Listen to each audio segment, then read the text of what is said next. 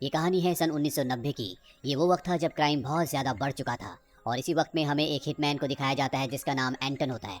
एंटन को पुलिस ने पकड़ा होता है, लेकिन वो बहुत ही खतरनाक और बहुत ही शातिर क्रिमिनल है। वो पुलिस को मारकर वहाँ से अपना कैप्टिव बोल्ट पिस्टल लेकर निकल जाता है। ये एक तरह का सिलेंडर है जिससे वो लोगों को मारता है। दरअसल इस तरह के सिलेंडर का जानवरों को मारने के लिए उपयोग किया जाता है, लेकिन एंटन इससे लोगों को मारता है। वो पुलिस स्टेशन से पुलिस की गाड़ी लेकर निकल जाता है और जब वो एक भीड़ में होता है तो देखता है कि वहाँ पर एक आदमी अपनी गाड़ी के नीचे लेटा है। वो उस आदमी को मारकर उसकी गाड़ी लेकर वहाँ से निकल जाता है, जिसके बाद वो एक गैस स्टेशन पर जाता है।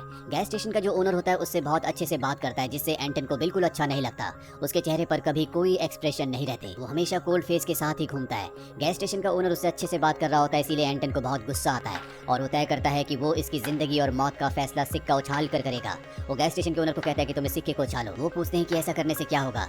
एंटन कहता है कि शायद तुम्हें तुम्हारी जिंदगी मिल जाए, और इसके बाद सिक्का उछालने से पहले गैस स्टेशन के ओनर हेड्स कहते हैं और हेड्स ही आता है, जिस वजह से एंटन उनकी जिंदगी को बख्श देता है और वहाँ से निकल जाता है। एंटन दरअसल एक साइको इंसान है जो कभी भी किसी को भी मार देता है। वही हमें एक बीहड़ में दूसरे इंसान को दिखाया जाता है जिसका नाम लेवलिन मॉस है। वो वहाँ पर शिकार करने के लिए आया होता है। दरअसल वो पहले आर्मी में था और वियतनाम वॉर भी लड़ चुका है, और जब वो शिकार कर रहा होता है तभी उसे उस बीहड़ में बहुत सारी गाड़ियाँ दिखती है। जब वो उन गाड़ियों के पास जाता है तो उसे पता चलता है कि यहाँ पर गैंग वॉर हुई है। वो एक आदमी को देखता है जो उससे पानी मांग रहा होता है। ये एक मैक्सिकन आदमी होता है, लेकिन मॉस उसे पानी नहीं देता। और जब वो आगे जाता है तो देखता है कि पेड़ के नीचे एक आदमी है जो पूरी तरह से अब खत्म हो चुका है। उसके पास एक ब्रीफ केस है और उस ब्रीफ केस में $2 मिलियन होते हैं, जो देखकर उसकी आंखें खुली की खुली रह जाती है।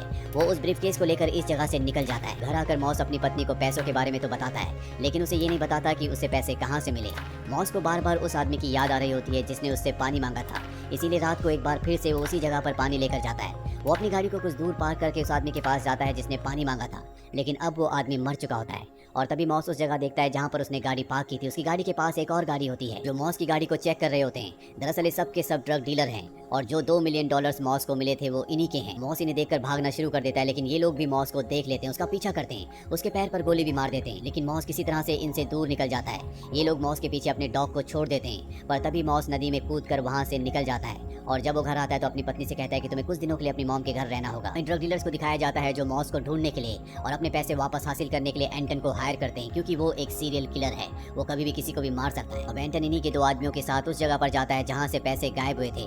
ये आदमी एंटन को एक रिमोट दिखाते हैं और बताते हैं कि जब भी तुम्हारे आसपास वो बैग होगा तो ये रिमोट बीप होना शुरू हो जाएगा, क्योंकि उसके अंदर एक ट्रैकिंग डिवाइस है। एंटन एक साइको इंसान है, उसके मन में आता है क्यों ना वो सारे के सारे पैसे खुद ही हासिल कर ले, इसीलिए वो इन दोनों को मार देता है और अब उसे बैग की तलाश है। मॉस की कार की नंबर प्लेट से उसे पता चल जाता है कि मॉस कहाँ रहता है। वो सबसे पहले मॉस के घर जाता है, लेकिन वो देखता है कि मॉस और उसकी पत्नी अब घर से निकल चुके हैं। उसे वहाँ पर टेलीफोन का बिल मिलता है जिस पर एक ही नंबर पर कई बार कॉल किया गया होता है, और ये मॉस की पत्नी की मॉम का नंबर होता है, जिससे एंटन को पता चल जाता है कि मॉस तो भाग चुका है, लेकिन उसकी पत्नी उसके मॉम के घर पर है। दरअसल मॉस ने एक मोटेल में स्टे किया होता है जहाँ पर वो सारे के सारे पैसों को एयर डक्ट के अंदर छुपा देता है। इसके बाद वो शॉपिंग करने के लिए जाता है और जब वो वापस मोटेल आता है तो उसे एहसास होता है कि उसके कमरे में कोई है, इसीलिए वो उस दिन उस मोटेल में नहीं जाता और अगले दिन वो उस रूम का जिस रूम के एयर डक्ट के अंदर उसने पैसे छुपाए हैं उसके पीछे वाले रूम को ले लेता है, क्योंकि इन दोनों का एयर डक्ट एक ही है। इसके बाद वो एक हुक बनाता है ताकि वो पैसों के बैग को खींच कर अपने पास ले आए। वहीं एंटन को दिखाया जाता है जो शहर के हर एक मोटेल में घूम रहा होता है, ताकि अगर उसके आसपास बैग हो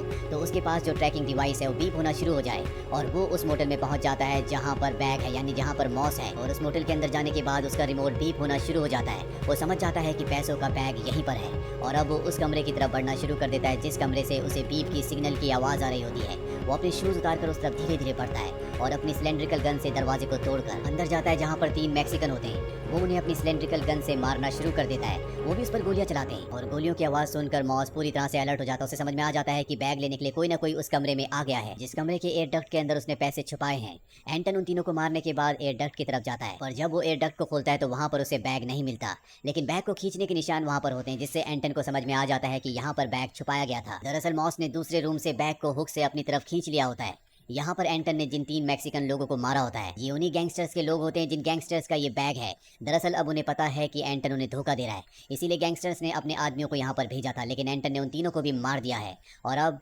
मॉस जिसके पास बैग एक बार फिर से आ चुका है वो एक दूसरे होटल में जाता है। उसे शक होता है कि इस बैग के अंदर कुछ ना कुछ तो ऐसा है जिस वजह से लोग इसका पीछा कर रहे हैं। और जब वो बैग को खोलता है तो देखता है कि उसके अंदर एक ट्रैकिंग डिवाइस है और अब उसे इस डिवाइस को निकालने में बहुत देर हो चुकी है, क्योंकि एंटन इस होटल में भी पहुंच चुका है। वो अपनी सिलेंड्रिकल गन से दरवाजा तोड़ देता देता है, लेकिन मॉस किसी तरह से यहाँ से बाहर निकल जाता है। एंटन भी उसका पीछा करता है। बाहर इन दोनों के बीच में फायरिंग होती है जिसमें दोनों के दोनों जख्मी हो जाते हैं। मॉस इस जगह से निकलकर यूएस और मैक्सिको के बॉर्डर तक पहुंच जाता है, जहां पर वो बैग को झाड़ियों में छुपा देता है और ड्रंक होने का नाटक करके बॉर्डर को क्रॉस करके दूसरी तरफ चला जाता है। वहीं हमें शेरिफ टॉम बेल को दिखाया जाता है जो इस केस की इन्वेस्टिगेशन कर रहे होते हैं। उन्हें पता चलता है कि मॉस भी इसमें कहीं ना कहीं शामिल है, इसीलिए मॉस की पत्नी यानी कि मॉस की पत्नी की मॉम के घर जाते हैं जहां पर मॉस की पत्नी है और उन्हें पूरी सिचुएशन के बारे में बताते हैं। वो बताते हैं कि वो बहुत खतरनाक लोग हैं, अगर तुम्हें मॉस के बारे में कुछ भी पता चले तो मुझे बताना, उसकी जान को खतरा है। वहीं मॉस को दिखाया जाता है जो जख्मी है, इसीलिए वो हॉस्पिटल में एडमिट हो चुका है और जब वो हॉस्पिटल में होता है तो वहां पर उसके सामने एक आदमी आता है जिसका नाम कार्सन है। ये भी एक किलर है और इस आदमी को उस आदमी ने हायर किया है जिस आदमी के $2 मिलियन मॉस के पास है। कार्सन मॉस को समझाता है कि वो पैसे मुझे दे दो, तुम्हारे पीछे कुछ मैक्सिकन गैंगस्टर्स और साथ ही साथ एंटन भी है जो तुम्हें मारकर पैसों को हासिल करना चाहते हैं। अगर तुम मुझे पैसे दे दोगे तो मैं तुम्हारी प्रोटेक्शन करूंगा। लेकिन मॉस उस वक्त उसकी बात नहीं मानता। वहीं एंटन को दिखाया जाता है जिसके पैर पर गोली लगी है जो मॉस ने मारी है। उसके पैर का जो जख्म होता है वो इन्फेक्टेड हो रहा होता है, इसीलिए वो अपनी गोली निकालता है और खुद ही अपने घाव पर स्टिचेस लगाता है। हालांकि उसे दर्द हो रहा होता है लेकिन उसके चेहरे पर दर्द का नामो निशान नहीं होता। इससे पता चलता है कि वो कितना बेरहम है, जिसे न अपने दर्द का न किसी दूसरे के दर्द का एहसास होता है। इसके बाद वो उस जगह जाता है जहाँ पर कार्सन रुका होता है। वो कार्सन को मार देता है क्योंकि उसे पता है कि कार्सन को उसी गैंगस्टर ने भेजा है जिसके $2 मिलियन इस वक्त मॉस के पास हैं। और तभी यहाँ पर कॉल आता है और ये कॉल मॉस का होता है जो कार्सन को पैसे देना चाहता है। लेकिन इस कॉल को एंटन रिसीव करता है। वो मॉस से कहता है कि अगर तुमने मुझे पैसे नहीं दिए तो अब मैं तुम्हारे पीछे नहीं आऊंगा, बल्कि मैं तुम्हारी पत्नी को मार दूंगा। मुझे पता है कि वो अपनी मॉम के घर पर है। लेकिन मॉस उसकी धमकी से डरता नहीं है और उसे धमकी देकर फोन रख देता है। अगली सुबह वो अपनी पत्नी को कॉल करता है और कहता है कि तुम जल्दी से मेरे पास आ जाओ, तुम्हारी जान को खतरा है। और अब मॉस की पत्नी को पता है कि मॉस कहाँ पर है, इसीलिए वो शेरिफ बेल को कॉल करती है और अपने पति की लोकेशन बता देती है। शेरिफ बेल उससे वादा करते हैं कि मॉस को कुछ नहीं होगा, मैं खुद उसकी प्रोटेक्शन करूंगा। और वो उस तरफ निकल पड़ते हैं जहाँ पर मॉस है। साथ ही मॉस की पत्नी और उसकी मॉम दोनों के दोनों मॉस की तरफ निकल पड़ते हैं। लेकिन कुछ मैक्सिकन गैंगस्टर्स बहुत वक्त से इन पर नजर रख रहे थे ताकि जब भी मॉस के पास जाए तो ये भी उस तक पहुंच जाए। इसीलिए एक गैंगस्टर मॉस की पत्नी की मॉम के पास उसकी मदद करने के लिए जाता है और बातों बातों में पूछ लेता है कि वो कहाँ पर जा रही हैं और अब इन्हें पता है कि मॉस कहाँ पर है। वहीं मॉस को दिखाया जाता है जो झाड़ियों से अपने बैग को लेकर वापस होटल आ जाता है। वहीं शेरिफ बेल को दिखाया जाता है जो इसी होटल की तरफ आ रहे होते हैं और तभी उन्हें गोलियां चलने की आवाज सुनाई देती है। वो देखते हैं कि कुछ मैक्सिकन गैंगस्टर पार्किंग से भाग रहे हैं और जब वो होटल के अंदर जाते हैं तो देखते हैं कि मॉस को उन लोगों ने मार दिया है, यानी कि मॉस की मृत्यु हो चुकी है। ये देखकर शेरिफ बेल को बहुत अफसोस होता है क्योंकि उन्होंने वादा किया था कि वो मॉस को बचाएंगे। मॉस की पत्नी और उसकी पत्नी की मॉम भी यहाँ पहुंच जाते हैं। मॉस की मृत्यु से सबको बहुत दुख होता है। इस पूरी जगह को सील कर दिया जाता है। लेकिन रात को यहाँ पर एंटन आता है। वो किसी तरह से लॉक को तोड़कर अंदर चला जाता है। वो होटल के उस कमरे में जाना चाहता है जहाँ पर मॉस रुका हुआ था और तभी यहाँ पर शेरिफ बेल भी आ जाते हैं। वो देखते हैं कि दरवाजा किसी ने खोला है, इसीलिए वो भी अंदर चले जाते हैं जहाँ पर एंटन छुपा हुआ होता है। लेकिन शेरिफ बेल की किस्मत अच्छी होती है कि एंटन उनके ऊपर हमला नहीं करता। जिसके बाद अगले दिन शेरिफ बेल अपने अंकल के घर जाते हैं। वो बताते हैं कि जिस तरह से आज की दुनिया में क्राइम बढ़ चुका है, मैं अपने आप को इस दुनिया में एडजस्ट नहीं कर पा रहा, इसीलिए मैंने तय किया है कि मैं रिटायरमेंट ले लूंगा। उनके कहने का मतलब ये होता है कि जब वो जवान थे, छोटे थे, तो दुनिया पूरी तरह से अलग थी। तब लोग बहुत इनोसेंट थे, लेकिन आज कोई भी इंसान किसी को मारने से पहले सोचता नहीं है। हालांकि उसके अंकल उसे समझाने की कोशिश करते हैं कि दुनिया पहले भी ऐसी थी, लेकिन शेरिफ बेल अब रिटायरमेंट लेने का फैसला कर चुके हैं। इस घटना के कुछ हफ्तों बाद दिखाया जाता है कि मॉस की पत्नी अपनी मॉम के फ्यूनरल से घर वापस आती है और वो देखती है कि उसके सामने एक आदमी बैठा हुआ है और ये आदमी और कोई नहीं बल्कि एंटन होता है। उसे देखकर वो समझ जाती है कि ये वही कातिल है जो उसके पति को हमेशा मारना चाहता था। वो उसे साफ साफ कह देती है कि मेरे पास पैसे नहीं है। एंटन उसे कॉइन देता है और कहता है कि तुम्हें इस कॉइन को फ्लिप करना होगा और ये कॉइन डिसाइड करेगा कि तुम जिंदा बचोगी या नहीं। लेकिन वो कॉइन फ्लिप करने से साफ साफ मना कर देती है। वो कहती है कि मुझे पता है कि तुम किसी की भी मौत का जिम्मा अपने ऊपर नहीं लेना चाहते, बल्कि उनकी मौत का फैसला तुम उनके ऊपर कॉइन के जरिए छोड़ देते हो। लेकिन मैं किसी भी कॉइन को फ्लिप नहीं करूंगी, ये फैसला तुम्हें लेना होगा कि तुम मुझे मारोगे या नहीं। और इसके बाद दिखाया जाता है कि एंटन उस घर से बाहर निकल रहा है। बाहर निकलने से पहले वो अपने शूज चेक करता है कि उनमें खून लगा हुआ है या नहीं, जिसका मतलब ये है कि उसने मॉस की पत्नी को भी मार दिया है। लेकिन मॉस की पत्नी का खून अब उसके सिर पर है क्योंकि उसने कॉइन को फ्लिप नहीं किया था और ये बात उसे बहुत ज्यादा डिस्टर्ब कर रही होती है। और इसी डिस्टर्बेंस में उसकी गाड़ी को एक दूसरी गाड़ी हिट कर देती है जिसमें उसका हाथ टूट जाता है। वो अपनी गाड़ी से बाहर निकलता है और वहीं पर बैठ जाता है। तभी वहाँ पर दो बच्चे आते हैं जो बहुत देर से यहाँ पर साइकिल चला रहे होते हैं। वो एक बच्चे से उसकी शर्ट मांगता है जिससे वो अपना हाथ बांधकर अपने गले से लटका देता है। वो उस बच्चे को कुछ पैसे भी देता है और कहता है कि मेरे बारे में किसी को कुछ मत बताना। दरअसल इन दोनों बच्चों ने इसे मॉस की पत्नी के घर से बाहर निकलते हुए भी देखा था जहाँ पर इसने मॉस की पत्नी को मारा है। और इसके बाद एंटन यहाँ से बच के निकल जाता है। वही शेरिफ बेल को दिखाया जाता है जिन्होंने अब रिटायरमेंट ले लिया है। अपनी जिंदगी से वो बिल्कुल भी खुश नहीं है। वो अपनी पत्नी को अपने दो सपनों के बारे में बताते हैं। पहला सपना उन्होंने ये देखा होता है जिसमें उन्होंने अपने पिता के दिए हुए पैसों को खो दिया है और दूसरा सपना ये होता है कि वो अपने पिता के साथ एक स्नोई माउंटेन में गए होते हैं जहाँ पर चारों तरफ अंधकार होता है। लेकिन फिर उसके पिता आगे जाकर आग जलाते हैं और उसे अपने पास बुलाते हैं। दरअसल दरअसल उनके पहले सपने का मतलब मॉस से जुड़ा होता है। उन्होंने मॉस की पत्नी से वादा किया था कि वो मॉस को बचा लेंगे, लेकिन वो मॉस को नहीं बचा पाए। और दूसरे सपने का मतलब उम्मीद से होता है, जो उम्मीद उनके पिता ने उन्हें दी थी, लेकिन वो उम्मीद दूसरे लोगों को नहीं दे पाए। इसीलिए वक्त से पहले उन्होंने रिटायरमेंट ले लिया और अपने शेरिफ के टाइम पीरियड को पूरी तरह से कंप्लीट नहीं किया। दरअसल अब जो वक्त है वो पूरी तरह से बदल चुका है। वो लोग जो अब ओल्ड हो चुके हैं, जो कभी जवान थे, उनका वक्त दूसरा था। उस वक्त इतना क्राइम नहीं था, लेकिन अब वक्त पूरी तरह से बदल चुका है। कोई भी इंसान किसी को मारने से पहले सोचता नहीं है। यहाँ पर नशे का कारोबार होता है, हर वो गलत काम होता है जो इंसानियत के लिए अच्छा नहीं है। और यही एक कारण है कि इस फिल्म का नाम no country for old man है, क्योंकि जो अब ओल्ड हो चुके हैं उनके लिए अब ये दुनिया नहीं है। उनका वक्त, उनकी दुनिया दूसरी थी, जो अब पूरी तरह से बदल चुकी है। इसी के साथ ये कहानी यहीं पर खत्म हो जाती है। ये फिल्म ईयर 2007 में रिलीज हुई थी। IMDb पर इसकी रेटिंग है 8.2। उम्मीद करते हैं कि ये कहानी आपको पसंद आई होगी।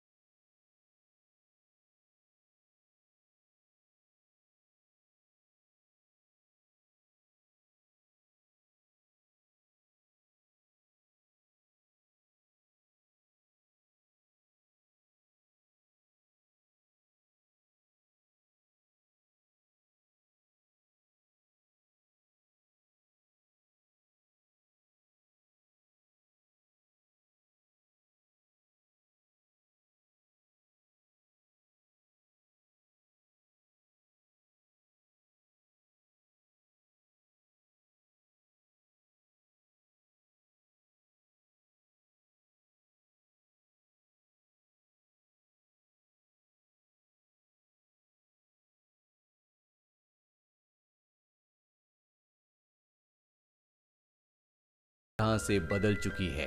इसी के साथ ये कहानी यहीं पर खत्म हो जाती है। ये फिल्म ईयर 2007 में रिलीज हुई थी।